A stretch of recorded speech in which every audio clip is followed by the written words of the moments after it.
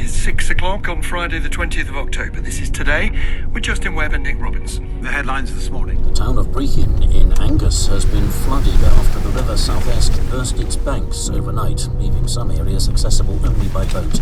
A red weather warning for rain is in place in Viking, South Utsira, Forties, Cromarty, Forth, Tyne, Dogger, Fisher, German Bight, Humber, Thames, Plymouth, Biscay.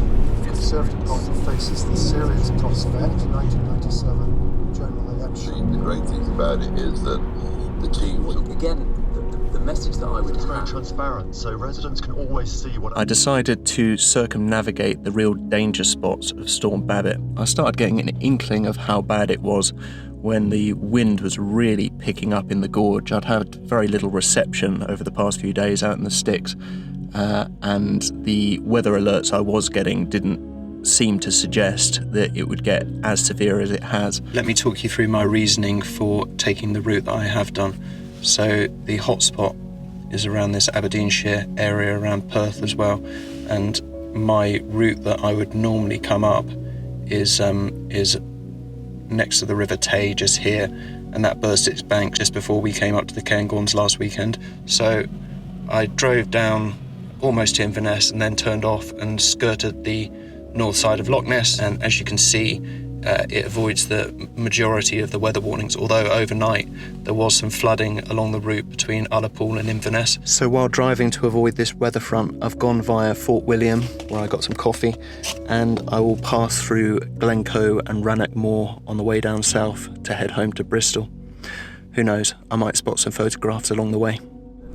And Southside tries to out Saudi Arabia says actively anything else what it's like. And about race, about which we're censors, yeah, because we don't get the money. Might consider the same sort of thing. Which means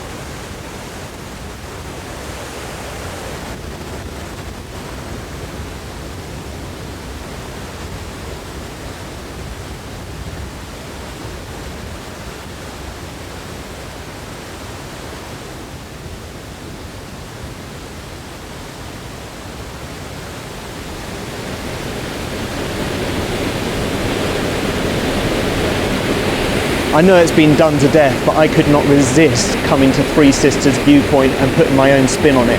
I mean, look at it. I've never been here before and I didn't put my own spin on it. I took exactly the same photo as everyone else, but I don't mind rounding off this trip with a honeypot location.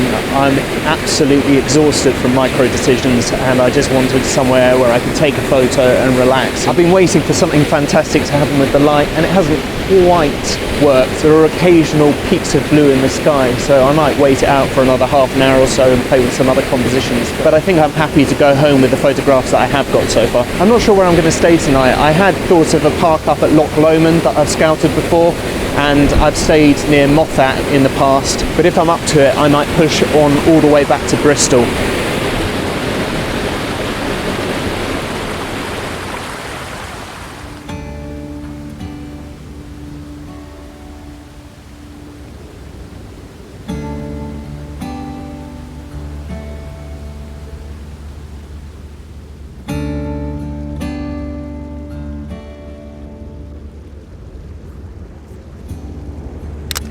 As I packed away my camera gear, I considered what I would do next. If I drove non-stop, I could be in Bristol by midnight. The last time I was in Glencoe, I didn't get it, but with the conditions today, I started to understand the landscape. The rain partially obscured many of the mountains, and the farther peaks faded to nothingness in the distance. Driving through the mountain passes over Rannoch Moor, compositions left and right turned my head, and I almost stopped several times. When I got to Loch Lomond, the autumn colours were really popping, but I was completely tapped out. Although I had avoided the worst of the wind by circumnavigating the storm, the rain was still torrential at times, and despite wanting to explore more, another night living out of the car would have done me in. So I added several pins to my Google Maps for later, and continued driving. I guess there are always future trips. Of all the images I took during my week away, this is the most generic. I usually use honeypot locations to open a trip and to get my eye in. But after 9 days away from home, I was all out of decision-making juice, and this composition of the Three Sisters of Glencoe is spectacular, if not that original.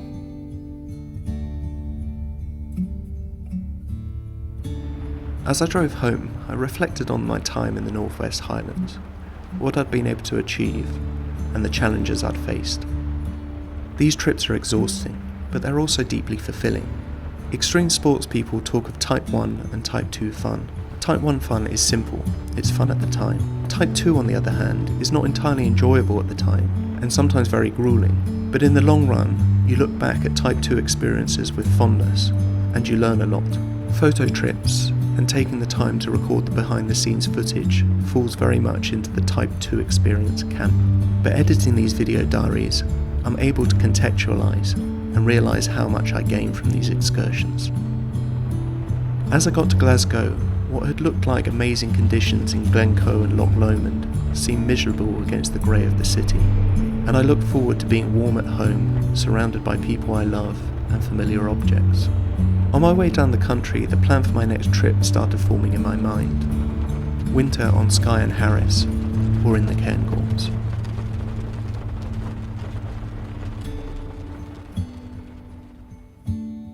If you like these landscape photography video diaries and want to see more, please consider subscribing and turn on alerts to hear when the next series drops.